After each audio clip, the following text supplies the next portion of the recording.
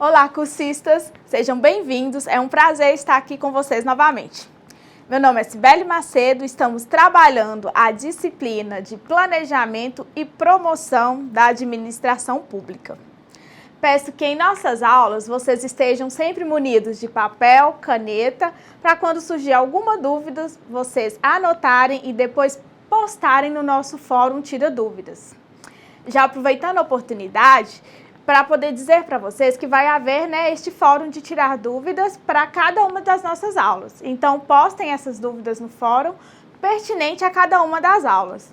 E para que tenhamos um bom resultado, será necessário a dedicação de vocês nos estudos e atividades da sala de aula. Mas também é muito importante que vocês leiam toda a apostila.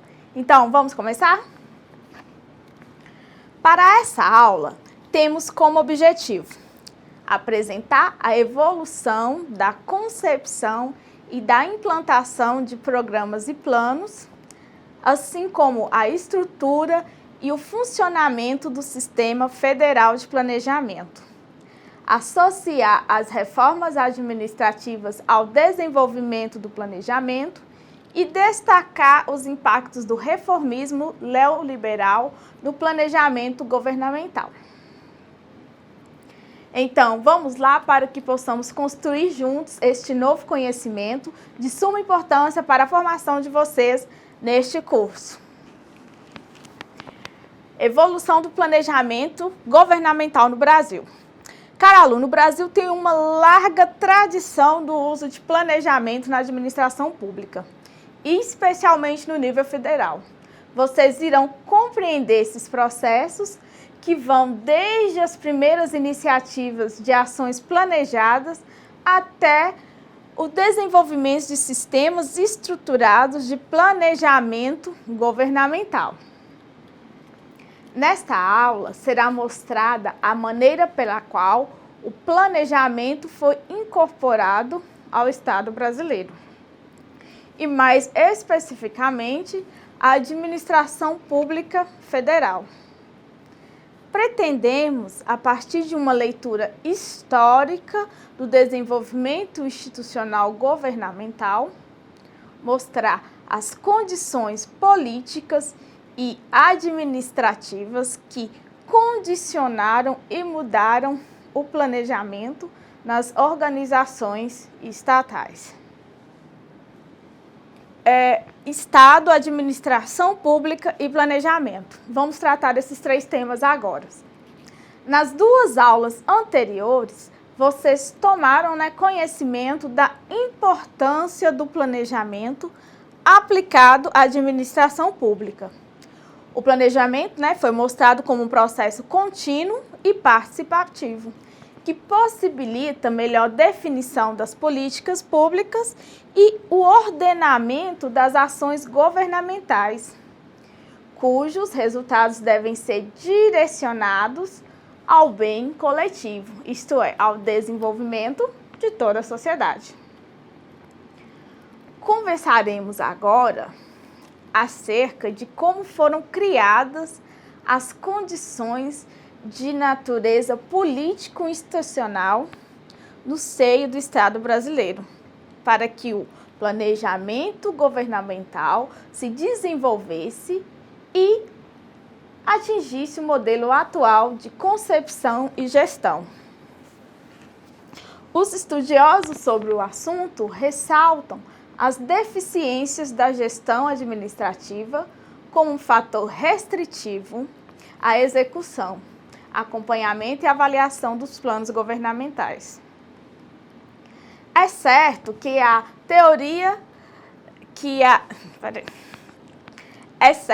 a disciplina Teorias da Administração Pública abordou os assuntos sobre reforma do Estado e da administração pública, pela importância do tema, para que os administradores públicos fizessem uma releitura da natureza e das características do reformismo político-administrativo sobre a ótica do planejamento.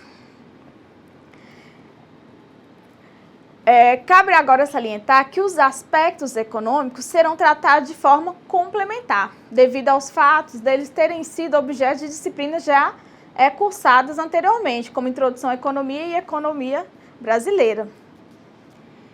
Então, agora a gente vai falar dos momentos que antecedem a 1930. A maioria dos estudiosos da administração afirmam que o serviço público brasileiro se profissionalizou a partir da Revolução de 1930, com Getúlio Vargas no poder. Entretanto, observamos que o governo de Dom Pedro II já existia uma administração com características, que o sociólogo alemão Max Weber determinou como burocracia. A administração no Império contava com procedimentos administrativos próprios de um serviço público profissionalizado, tal como a realização de concursos para admissão de servidores públicos, a publicação anual de relatório das atividades executadas por cada ministério, a edição de normas sobre aquisição e uso de materiais de transporte ferroviário, entre outros. No período regencial, foi publicado o primeiro orçamento público brasileiro. E essa lei tem data de 15 de dezembro de 1830. Entretanto, ao identificar na administração imperial uma estrutura nos moldes de uma burocracia pública, verificamos que sua abrangência não era tão distinta, como dos tempos atuais. Nesse período, começa a surgir algumas estruturas públicas, como, por exemplo, o Sistema de Viação Geral, que surge em 1890, o Tesouro Nacional, de 1824, e o TCU, Tribunal de Contas da União, que foi implantado em 1890. E a República Velha, que foi aquele período que vai de 1889 a 1930, que foi nascida de um golpe militar, foi rapidamente dominada pela oligarquia agrária, especialmente a cafeeira, que sobreviveu e que se manteve a partir de latifúndios escravistas. E caracteriza-se atualmente como altamente conservadora e organizada à base de um jogo político regionalista e oligárquico, com práticas clientelistas, autoritárias e dissociadas dos valores republicanos. E nesse período a gente tinha uma industrialização incipiente, uma produção majoritariamente rural. Então, o poder político federal, que se formou na República, encontrava-se bastante enfraquecido, diferentemente da centralização de poder que ocorrera no Segundo Império. Para a sustentação política do governo central, havia necessidade do apoio dos governadores dos estados, que, por sua vez, dependiam dos votos controlados pelas lideranças locais, possuidoras de vastas extensões de terra. Neste sentido, a Primeira República ficou também conhecida como a República dos Governadores. Até o final da década de 1930, além dos militares que seguem seus próprios princípios de organização, somente 2 órgãos do governo federal, que foi o Itamaraty e o Banco do Brasil, eram bem estruturados. Haviam instituído normas para o ingresso do servidor público, criado planos de carreiras, regras baseadas no mérito e alimentada a burocracia profissional com a expressão de serviço público. Notem vocês que, vindo da abolição da escravatura e da República, o processo de modernização jamais se fez acompanhar de um reformismo profundo e suficiente para remodelar a sociedade, o Estado e as práticas políticas administrativas. A depressão, né, mundial de 1930, o que vai acontecer? Ela vai determinar a deterioração dos preços dos produtos brasileiros de exportação. Assim, grande parte dos suprimentos de mercadorias provenientes do exterior teve de ser assegurada pelo setor interno da economia, reagindo positivamente à crise externa por um intenso processo de substituição, né, de importação que se tornou um decisivo fator de formação de um mercado interno, né, inexistente no Brasil até 1920. É importante a gente falar agora um pouco sobre esse processo de substituição de importações. O que foi esse processo? O Brasil era um país que não tinha uma industrialização interna. Por não ter uma indústria interna, ele dependia dos outros países para poder ter acesso aos bens manufaturados. E o que aconteceu? Com a crise de 1930, não tinha mais dinheiro para comprar fora, e o país passou a ter que produzir internamente. Ele foi obrigado a produzir internamente. Então, é aí que vai acontecer o processo de substituição de importação. O que antes era comprado fora passa a ser produzido internamente.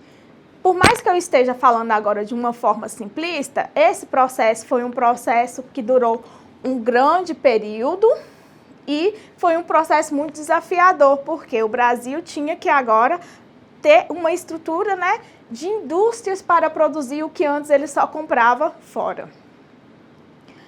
Neste sentido, o Estado desenvolvimentista nasceu contra as forças oligárquicas e a favor de uma centralização do poder considerada fundamental para a unificação e organização da sociedade e da economia.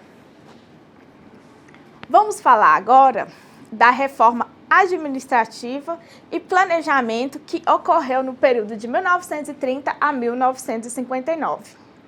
Longe de destruir essas bases locais e personalistas da República Velha, o regime do pós-30 sustentou-se nelas para conseguir apoio. Apesar do governo do Vargas, ficar marcado pela forte preocupação com as coisas nacionais, em detrimento dos aspectos regionais ou locais. Durante o governo Vargas, houve uma acentuada modernização da administração pública brasileira, incluindo intervenção estatal na economia, através da criação de agências e programas, políticas de proteção ao café e transferências de todas as decisões econômicas relevantes para a esfera do governo federal, centralização política, reforma administrativa e racionalização e modernização do aparelho do Estado. Houve também uma redefinição dos padrões de relacionamento entre oligarquias locais e estaduais, com a simultânea centralização dos instrumentos para o exercício do clientelismo e a incorporação do trabalho em modos corporativos. O autor Nunes, ele considera que na década de 30 iniciou-se a adoção do universalismo de procedimentos no Brasil. O universalismo, de procedimentos para esse autor significa normas que podem ser formalmente utilizadas por todos os indivíduos ou a eles aplicadas, como por exemplo, eleger representantes, proteger contra abuso de poder pelo Estado, testarem o poder das instituições formais e também de fazer as demandas para o Estado. E no período de 1937 a 45, esse período foi considerado como um marco na administração pública brasileira, especialmente, com a criação do Departamento Administrativo do Serviço Público, DASP, previsto na Constituição de 1937. O DASP, tendo os departamentos de administração dos ministérios como elo, funcionando de forma sistemática, tornou-se o centro irradiador de influências renovadoras para o campo da administração pública brasileira. Generalizou-se nos estados a criação de departamentos de assuntos municipais. Segundo, o Instituto Brasileiro de Administração Municipal, o IBAM, em princípio, visavam controlar os governos locais e, entretanto, tinha função de assistência técnica, o que muito contribuiu para a racionalização das administrações municipais. Nesse sentido, a década de 1930 ficou caracterizada como ponto de partida das reformas administrativas no Brasil. E por reforma administrativa, o que se entende geralmente? No Brasil, desde essa década, o processo de racionalização da administração pública brasileira, visando uma maior instrumentalidade administrativa utilizada e a realização dos fins. O que a gente teve de saldo positivo dos movimentos reformistas? O saldo positivo desses movimentos reformistas, da década de 1930 e 1940, são os seguintes: a difusão de ideias modernizadoras da administração, entre as quais, assim, a gente pode destacar a noção de eficiência, a preocupação com o sistema para ingresso no serviço público e a concepção do orçamento como plano de trabalho.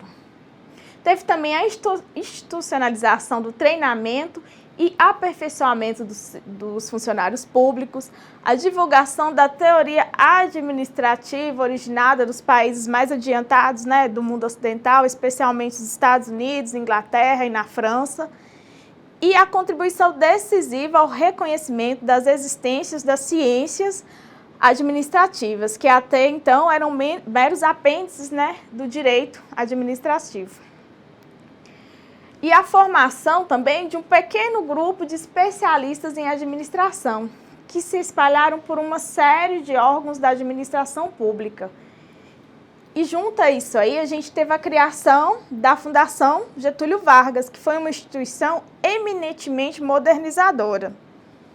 E para atender esse novo cenário econômico e social, a administração pública é chamada a exercer novas funções não prescritas em épocas anteriores. Foram criados 3 novos ministérios: o Ministério do Trabalho, da Indústria e Comércio, o da Educação e Saúde e o Ministério da Aeronáutica. E um número significativo de órgãos, autarquias e empresas públicas. O Conselho Nacional do Café, e o Instituto do Cacau da Bahia foram criados em 1932. O Departamento Nacional do Café e o Instituto do Açúcar e do Álcool em 1934. A gente tem também o Conselho Federal do Comércio Exterior e o Instituto Nacional de Estatística, que foi criado em 1937. E como maneira de vencer esse emperramento de uma administração muito centralizada e reconhecidamente atrasada também, Vargas vai criar várias entidades de administração indireta, que vão ser as autarquias, fundações e empresas do governo, que serão dotadas de maior autonomia administrativa e financeira, inclusive com planos de cargos e salários diferenciados dos órgãos centrais, no sentido de viabilizar o Estado como principal no processo de desenvolvimento do país. Eram inicialmente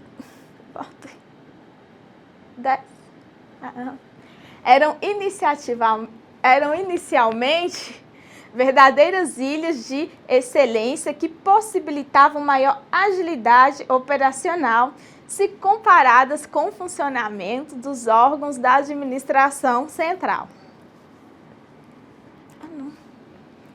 O fim da Guerra Mundial em 1945, entre outros fatores, ensejou a redemocratização do país com a deposição de Vargas e a eleição do governo do general Eurico Gaspar Dutra, de feição liberal. Então, a Constituição de 1946, elaborada de acordo com orientação governamental, né, que é essa orientação liberal, é omissa com relação ao planejamento, que certamente é visto como um processo estatizante e intervencionista. Alunos, agora a gente tem um novo período onde as ideias liberais voltam a imperar e o Estado perde tamanho e passa a ser um Estado mínimo. A maior flexibilidade de ação e os salários diferenciados transformaram as entidades da administração pública indireta em cabezes de emprego e alvo da cobiça de políticos clientelistas. Na década de 1950, com o enfraquecimento do DASP, pouco se avançou na modernização da gestão pública e na racionalização dos procedimentos administrativos, quando a maior parte dos esforços e das reformas administrativas não logrou aprovação formal. Agora a gente já vai tratar da década de 50. E o maior saldo da década de 50 foi a consolidação de uma opinião favorável ao planejamento econômico e a necessidade de se adotarem políticas planificadas na órbita governamental. Ao longo do período, generalizou-se a opinião de que o sistema administrativo se tornara precocemente obsoleto e não se ajustava mais à realidade econômica e social do país, revelando-se incapaz de se reorientar pela atitude de planificação. Os grupos executivos e as ilhas de excelências formados, especialmente por funcionários cedidos pelas entidades das administrações indiretas, simbolizaram a tendência de relegar a administração direta a um plano secundário, indicando que o custo da reforma administrativa seria alto demais e comprometendo o planejamento estatal e postergando ainda mais essa industrialização. O Estado, então, fortalece sua posição no processo de desenvolvimento do país com a utilização de instrumentos do planejamento. Aí a gente tem um exemplo do Plano SALT, né, que era um plano que tratava da saúde, alimentação, transporte e energia, de 1949, o Programa de Metas, que vai de 56 a 61, o Plano Trienal de Desenvolvimento Econômico e Social, que vai de 63 a 65, e entre 1945 e 1980, o Produto Interno Bruto vai crescer a uma taxa de 7,1%, e o crescimento do setor manufatureiro foi de 9% ao ano. E a participação do setor industrial na renda interna passou de 26% em 49% para 33,4% em 70%. Isso vai ser reflexo dos investimentos públicos em atividades produtivas, né? Que inicia-se principalmente com a criação da Companhia Siderúrgica Nacional, em 1941, da Fábrica de Motores da Companhia do Vale do Rio Doce, né, em 1942, da Companhia Hidroelétrica de São Francisco, em 1945, e, posteriormente, da criação da Empresa Brasileira de Petróleo, a Petrobras, em 1953.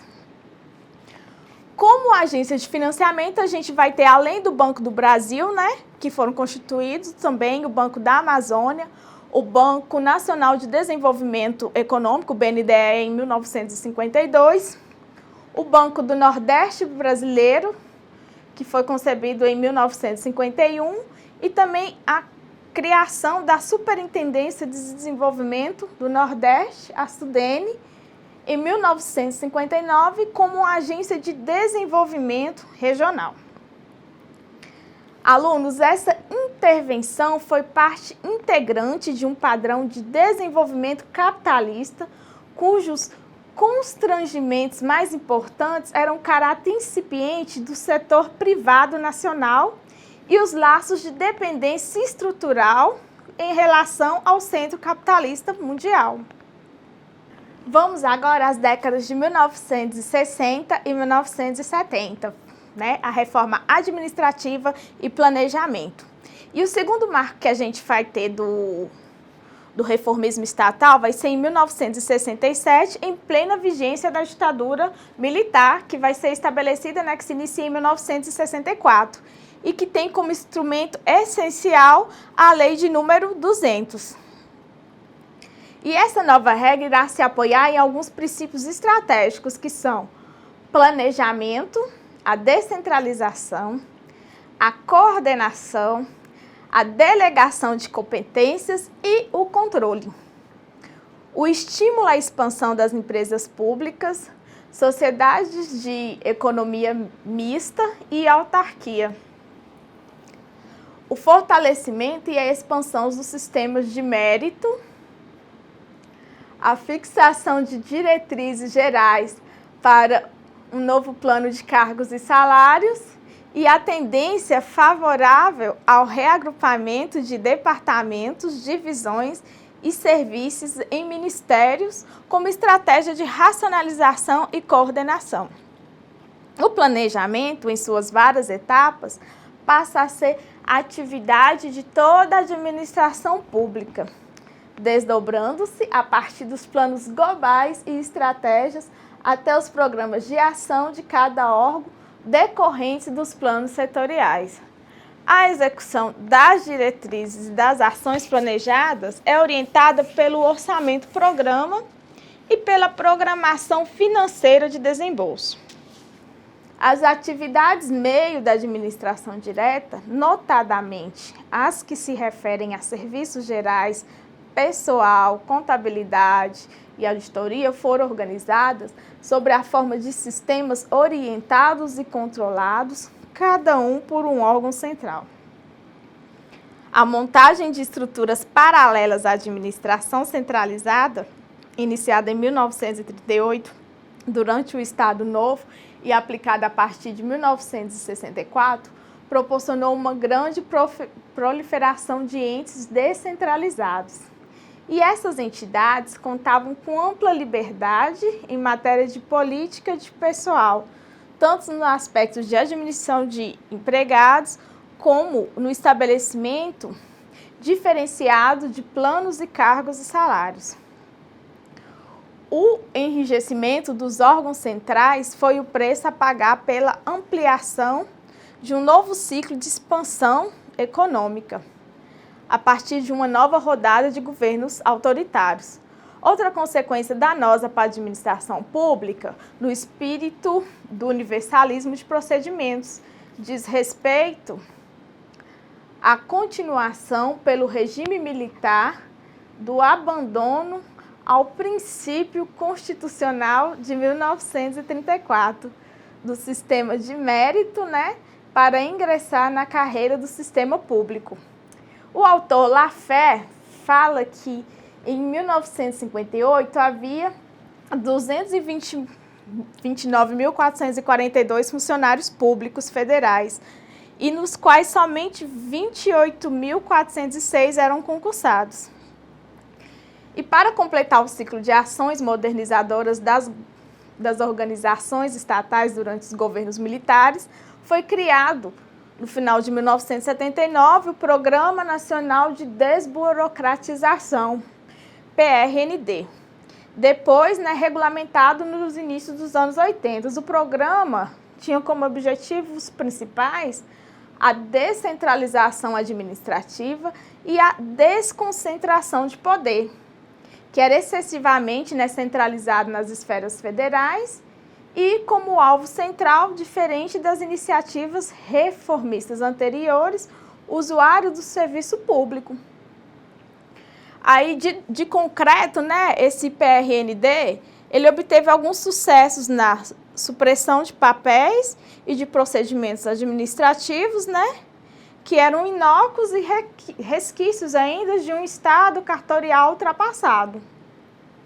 Agora a gente vai falar um pouco sobre a reforma do Estado e a administração pública. As dificuldades encontradas pelo Estado em continuar o financiamento a programas desenvolvimentistas, né, bem como a existência de uma administração pública incapaz de atender razoavelmente às demandas sociais, ensejaram o fortalecimento de ideologias que defendiam a redução do Estado e o aumento da presença do mercado em espaços públicos. Sabemos que o Brasil entrou tardiamente no processo de reforma de Estado, né, que foi iniciado na Inglaterra em 1979, no governo conservador da Margaret Thatcher. No Chile, né,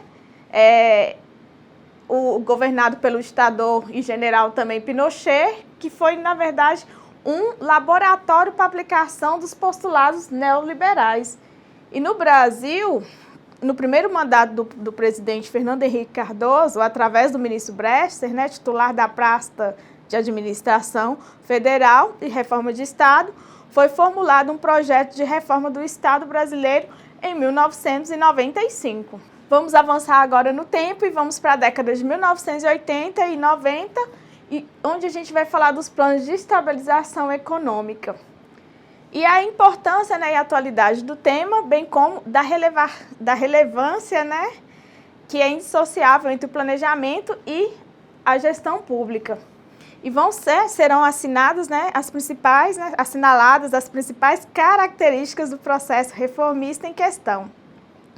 E desde o final da década de 70, a reforma do Estado se tornou palavra de ordem em quase todo o mundo. E nisso a gente vai destacar 4 fatores, né, socioeconômicos que contribuíram para detonar, né, a crise do Estado contemporâneo, que foi a crise econômica mundial, iniciada em 1973, na primeira crise, né, do petróleo, que depois ela vem retomada com mais força em 1979, que provoca um grande período, né, recessivo. E nesse momento de escassez, o Estado foi o grande afetado, ingressando numa grave crise fiscal. Os Estados nacionais, após demasiado crescimento negativo das suas contas, não tinham mais como financiar seus déficits. E a incapacidade do governo em atender às crescentes demandas sociais e enfraquecimentos dos governos para controlar o fluxo financeiro e comerciais. Isso vem somado ao aumento do poder das multinacionais e à impossibilidade dos estados nacionais estabelecerem políticas macroeconômicas. Nesse contexto, sobretudo na década de 80, as elites políticas e empresariais conservadoras aderiram, né, às teses que compunham o que John Williamson chamou de consenso de Washington, que é o corte de gastos e corte de pessoal, né, sobretudo de pessoal. O aumento da eficiência e a atuação mais flexível faziam parte do pacote neoliberal e, na verdade, procurava-se separar a instância política da administrativa, impondo um modelo gerencial pretensantemente neutro, destinado a modificar o funcionamento e a cultura do serviço público. Vimos agora 2 pontos importantes que cabem uma melhor explicação.